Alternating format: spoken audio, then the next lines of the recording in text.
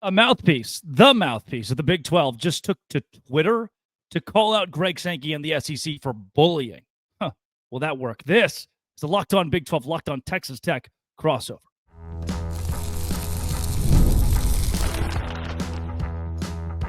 You are Locked On Texas Tech, your daily podcast on the Texas Tech Red Raiders. Part of the Locked On Podcast Network, your team every day. Happy Tuesday, everybody. Welcome to Locked On Big 12, Locked On Texas Tech crossover. I'm Drake Toll from America's #1 Big 12 podcast, Locked On Big 12. Thank you for making this show your first listen every single day. That's Chris Level of Locked On Texas Tech. And let's start with the mouthpiece of the Big 12, who is a Red Raider, Cody Campbell, going to social media, calling out Greg Sankey and saying that enough is enough. The SEC can no longer have the stronghold they have over college football. Then, are the Red Raiders the real deal under Joey McGuire this year? I picked them to win the Big 12 championship this season, go to Arlington, but is that just fool's black gold after their 2-0 start against two opponents who really aren't good at football? Finally, Utah and Texas Tech. 10 a.m. start time. If there's any reason the Utah fans should want to leave the Big 12, add this to it. Let's throw that one in there and see if the Big 10's actually calling. If you hit subscribe, we get to keep our jobs. Level, this was the biggest news I saw on my timeline in the last 48 hours. A pretty stern email that Greg Sankey sent to all the conference commissioners. It was immediately exposed on social media, and in it, he tries to strong-arm everyone by saying, if we're going to communicate, let's do it in person. Stop talking behind my back. I mean, he in essence, tells the rest of the conferences that the SEC is in charge and will call the shots here. This is going to be something that we all play on their terms. Cody Campbell was pretty intense in his response. Yeah, I think Cody would tell you that was a thinly veiled threat. And Cody's just trying to get everybody to be on the same page and let's talk about this. Now, being on the same page is one thing, but trying to get things done is another, okay? But let's understand that our current system isn't built for the long term. Everybody knows there's some sort of change looming, whether that's, Congress being involved, whether that's the conferences splitting apart again and we go, superpower and all the things.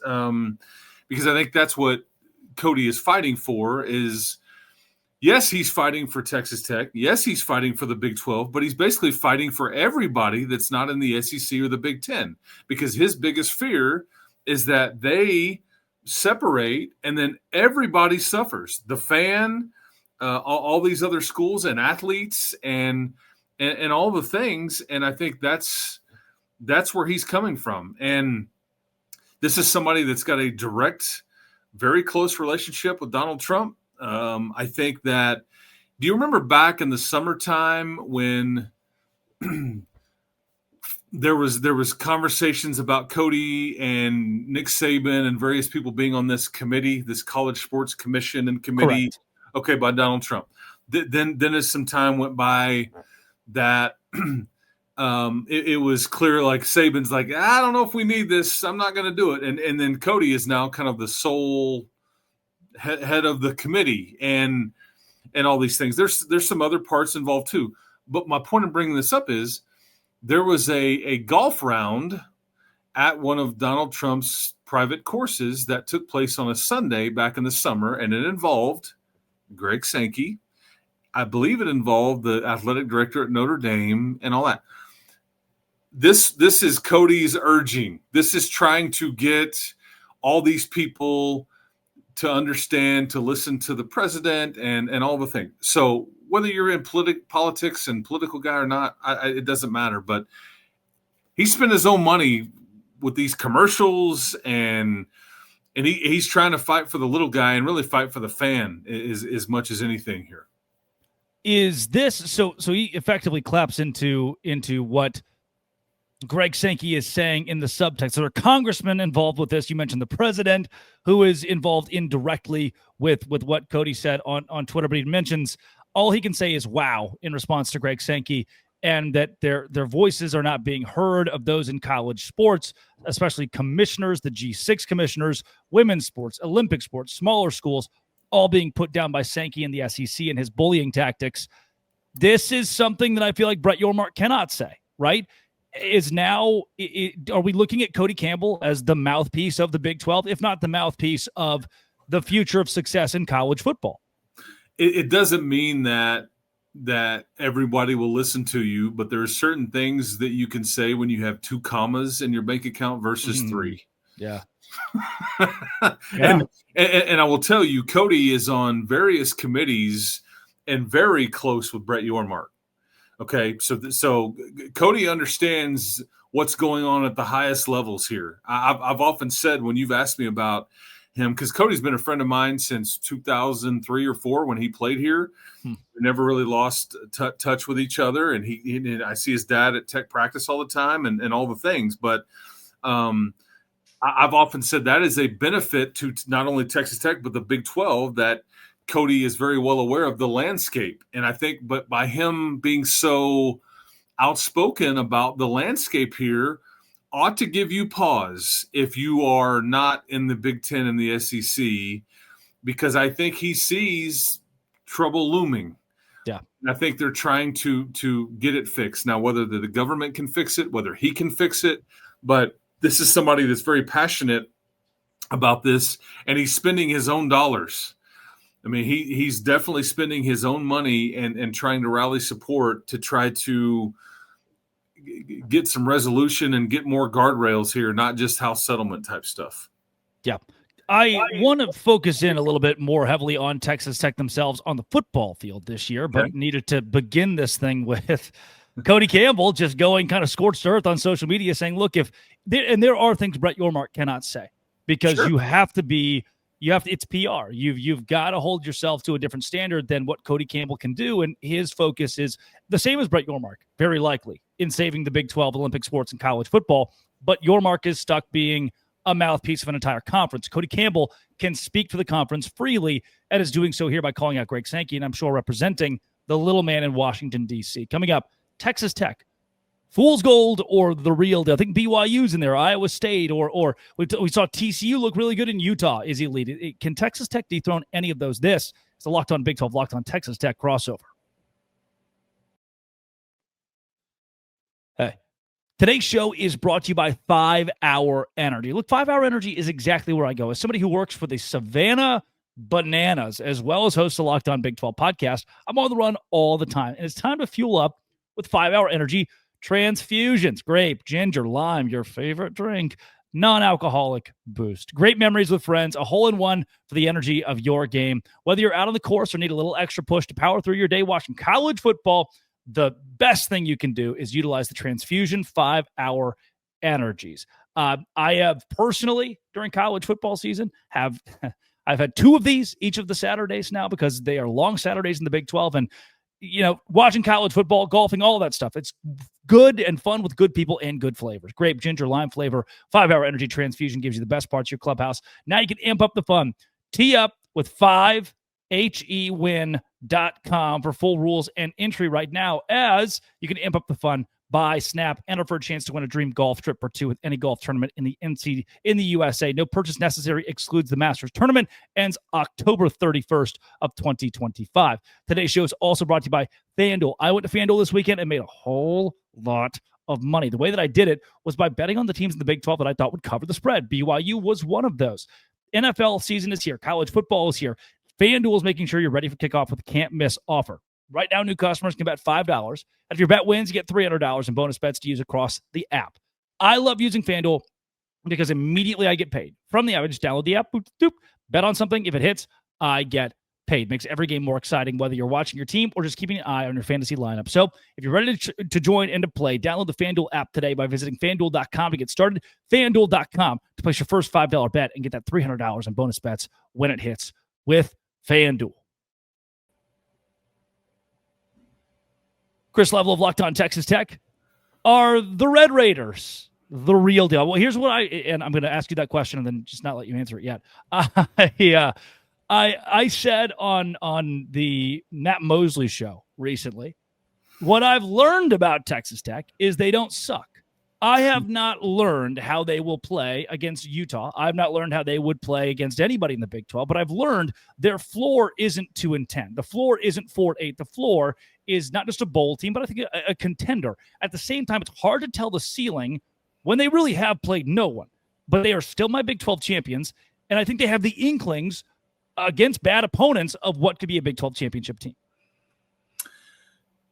I would agree with you that they won't suck. I do agree with you also that we're not real sure what you're dealing with here, and you're headed for a collision course with the Utes on September the 20th that I think points one team in a pretty good spot, and the other team loses a lot of margin for error going forward. This is going to be both teams' first conference game.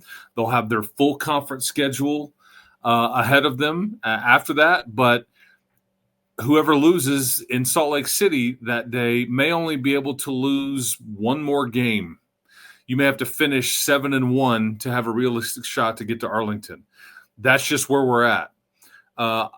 As it stands right now, based on what we've seen, and we haven't seen the same things from all these teams. It's based on context and who they've played, where they've played them and all that. But what I know right now, I think it's fair to say that Iowa State's the best team, but that's just because they have a more impressive resume to this point. But we are just getting started. This is a long, long season. Injuries are going to come into play. Upsets are going to come into play. And you know, we'll start to see some separation, but we are very early here in mid-September. But I would say right now it's Iowa State. And I'm not – the contrary, Drake, I'm not ready to like bury Kansas State and bury West Virginia, you know, as much. Now, if we see 3 or 4 more weeks of it, then maybe so. But I think everybody crowning TCU after beating a terrible North Carolina team is a bit much to me. Just like you can't, it's hard for me to sit here and talk up Texas Tech. They've done exactly what they were supposed to do. They've beat 2 really bad teams at home, which is what you're supposed to do when you're good, but you haven't proven anything yet. They have, again, I want to kind of go back to, they have proven they don't suck. That's the only, you know, you can't, you haven't told me you can beat Utah. Right. You haven't told me that game at Houston is going to be a cakewalk. That the Houston Cougars, in my opinion, are one of the best teams in the most improved teams in the Big 12, I should say, that could vie for maybe not a Big 12 championship, but for knocking off a couple of contenders, as they did last year, and making things interesting come November. Texas Tech, though, the offensive line, I mean, the offensive line looked good. The defensive line looked good, but who are they playing? Will that be answered this week? Will we learn anything new against Oregon State, or is it another just, hey, Texas Tech beat a team that's now 0-3, and it's a home game, and we still don't know going into Utah because they're not battle tested? Well, when their head coach, Trent Bray, was going to halftime last week on TV, on the CW, mind you, he dropped an F-bomb about his own team's ability to execute simple special teams things. So that gives you an idea of how it's going with Oregon State. And I think you would have looked at it and you would have thought months ago that Oregon State was going to be 2-0 when you were playing them. Instead, they're 0-2. And so much of it has just been goofy.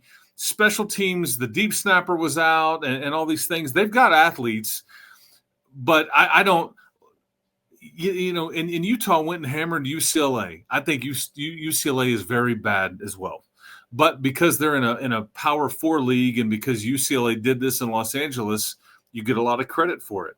So I do think Oregon State's a step up. I think this has been a small incline of competition, whereas when you play Utah, it will be much bigger. But should we be sold on Utah yet, that they're back as well and they're ranked and everybody's feeling good about everything? I'm not necessarily sure that we know everything about Utah yet either. But I know we'll find out what weight class everybody's going to be in on that day.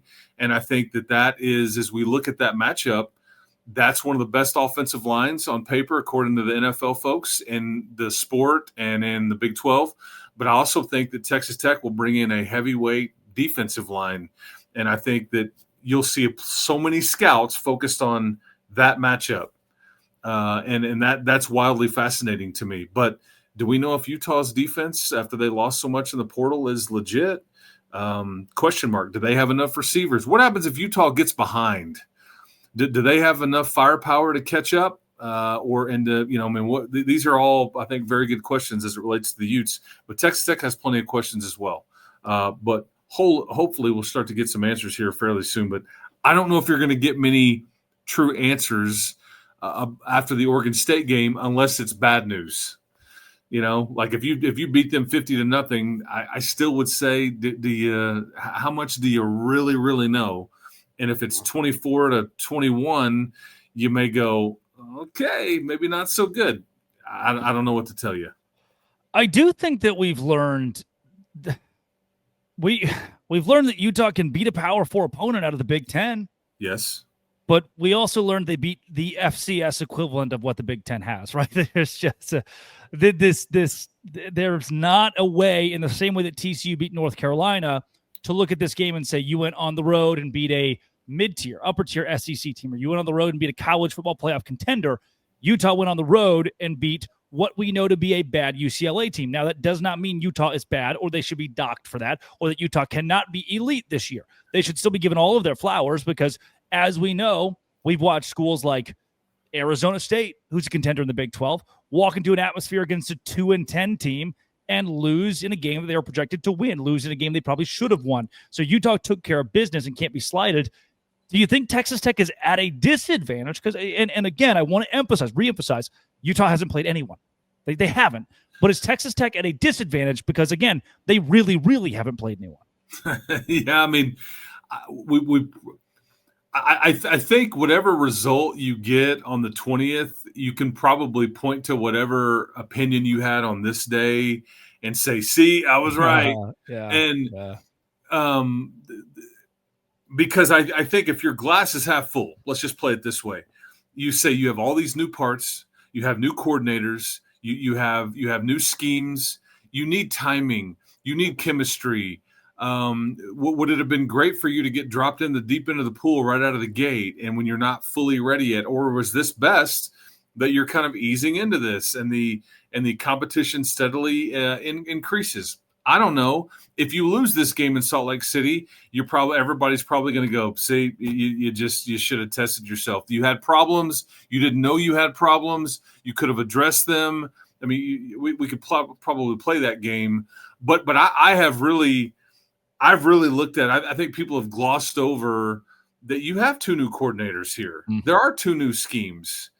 And I think there's just no quick way to do it. And so I've taken that from a positive standpoint and think that this is giving them time to, gel, if you will. And I guess we'll find out what you needed. But heck, man, it's not like you get to pick your schedule. This thing was set 4 or 5 years ago, when Oregon State was a legit Pac-12 member. Now there's no Pac-12, and now they're a semi-Pac-12 member in a very weird Pac-12. Yeah, no doubt. This is all leading up to that Utah game that is scheduled for 10 a.m. local time. Travesty. Yes. This is a Locked On Big 12, Locked On Texas Tech Cross. Let's get into how bad that is. Oh, today's brought to you by Gametime. Why? Because Gametime is where I go to get cheap college football tickets. That's the beauty of Gametime. With college football being back, I could not be more excited. The tailgates, the rivalries, the energy in the stands, nothing like it. But let's be real. Actually getting the tickets can be a huge battle unless you're using Gametime. Pull up the app, couple of taps, as low as $25 to see Power 4 football. The app makes it super simple. Even last-second deals and zone deals. Faster, cheaper, less stressful than any other app that I've used. So take the guesswork out of buying college football tickets with Gametime. Use code LOCKEDONCollege for $20 off your first purchase. Terms apply. Again, promo code LOCKEDONCollege for $20 off. Swipe, tap, ticket, go. Download Gametime and do it today. Chris Level of Locked On Texas Tech. Let's play it at 10 a.m. local time. Look, if I'm a Utah fan and I see that we are going to play one of the biggest early games in the Big 12 at 10 a.m. local time, a night game would be fun if you put it at it would be 1:30 in the afternoon for them or 2:30 in the afternoon for them. That in itself, fine, cool. But I did. Sometimes things happen where it's like I resonate with the Utah fans that want to leave the Big 12. they feel slighted for some reason. This is one of those reasons. How do you build pomp and circumstance around the words 10 a.m.? So when I saw this, I felt like I'd won the road game lottery a little bit. I loved it. I mean, I'll be on this trip as part of the Texas Tech radio broadcast, and I thought, man, I'll be home early. When you're the road team, you always want to just get up and go. Let's just go do this thing and everything. I do think this is going to be a big noon kickoff. I do think this is a good showcase for the league. It obviously is less than ideal for the Utah folks that it is so much earlier, but this is just the way that it works. And if they had another option, I'm sure that they would take it on conference affiliation, but everybody, there was basketball games played at 9:00 local time last year. There's some Friday night games that everybody's dealing with. This is just part of the deal. If you want that check, man, you're gonna have to deal with some of this stuff. But I empathize with them, but then again, I kind of don't. But I would say though that I'm thrilled for the league that they could have been in a lot of places, but you're going to get kind of showcased for a 6-hour window between the kickoff show and then straight into what we think will be a really, really good game. And it's unfortunate that it's a 10 a.m. local kick, but that's the reality of it. But this guy right here, I'm excited about it. I think I would give it 3 thumbs up if I had a third thumb. Short answer here. What's the toughest night environment you've seen as a radio analyst? BYU was stout. Kansas State stout. West Virginia's can be stout when they've got time to get sauced up. But yes. Let's take those into account. You are Baron Morton or anybody who's ever played college football at the Power 4 level. Right. And you are sitting around all day. You woke up at you could wake up at 11 if you wanted to and still be at the ballpark, but the game by 4 o'clock for when the buses pull up, or some of these BYU games at even, 5 o'clock local time when you're getting to the stadium. Then you walk in and it's deathly loud and you've spent all day thinking. This is going to be up at 5:30 at the stadium at 6 o'clock. Get ready to go. How big of an advantage? Because you've been in these atmospheres. You've seen these morning games or late games. How big of an advantage did this give Texas Tech? It's just impossible to replicate the atmosphere in an early day game anywhere. I mean, compared to nighttime. And like, I'm sure, both, I know Texas Tech does. Texas Tech has several practices even during the season that are 6 a.m., 6:30 a.m., things like that. Then they'll practice at 9 or 10 a.m., and on a couple of days throughout the week. And so all these players are used to getting up early, but it's the atmosphere and you just can't. And maybe the pregame show and some of that pomp and circumstance, maybe it's a one-off. And the stadium is full, and Coach Whittingham, please shout out from the top of that mountain, hey, man, we need you on this day. And maybe it'll be different, but typically speaking, it just doesn't have the same juice. It doesn't matter where you are, what program you are, coaching for or whatever. It just doesn't typically have the same juice. So I do think it's an advantage. It may mean a little bit. It may mean a lot. I'm just not sure, because sometimes it takes the home team a little bit to get going. You come out flat. I don't know. I can't explain it, but I've seen it on both ends of this deal for years. Is there a way Texas Tech can walk? I mean, you're looking at earlier, the ESPN has 68% chance that Utah wins this game. Is there a way Texas Tech walks into Rice-Eccles Stadium and pulls it off? And is that helped again by this, possibly by this time? Oh, I think you could walk into Rice-Eccles Stadium and thump Utah. Absolutely. Like, Stop it. Watch out now, thump. Yeah, I'm just not. I guess I'm supposed to bow down to Utah and everything for all that they've done, but I mean, I know they'll be well coached. I know that this is supposedly some really good home environment. and I expect a very good game, but I also think Utah is getting a lot of credit already, and I'm not sure we've talked about this. Has anybody really done anything? And again, you gotta label somebody as getting credit here, but if we're basing it all on a UCLA, I will say this: UCLA will be the best team that either one of these teams has played before they play. That's a fair statement.